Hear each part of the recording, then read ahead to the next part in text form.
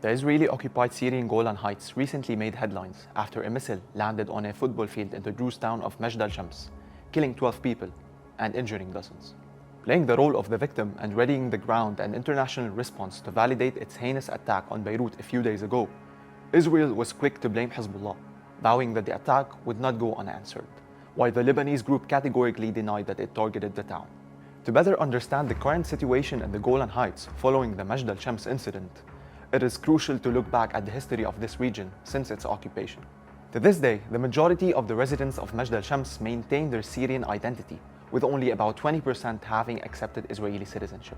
In the 1967 Six-Day War between Arabs and Israeli forces, the latter managed to occupy the Golan, displacing over 95% of its population and demolishing their villages, making space for the construction of illegal settlements. In 1981, the Israeli government made a unilateral decision to annex the region, violating international resolutions that deemed the decision null, void, and without international legal effect.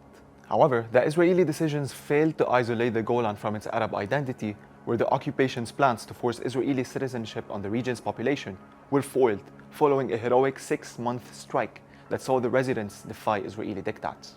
Despite futile and brutal Israeli attacks ranging from detaining the residents of the Golan, destroying their houses, to even occupying the villages, the residents still believed that the Golan was fully Syrian. More than 90% of the region's residents reject Israeli citizenship, and those who accept it are often shunned by their community. Israeli media reported that during the funeral ceremony for the victims of the Majd al-Shams incident, Israeli ministers and lawmakers who showed up were met with rejection and protests from the residents of Majd al-Shams.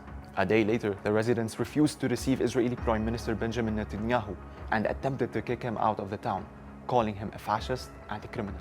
It seems that Israel is using the Majd al-Shams incident as nothing but an excuse to commit crimes in Lebanon and further escalate the situation in the region, as it has lost its military upper hand and its capability to impose deterrence, and sees no way but to escape forward.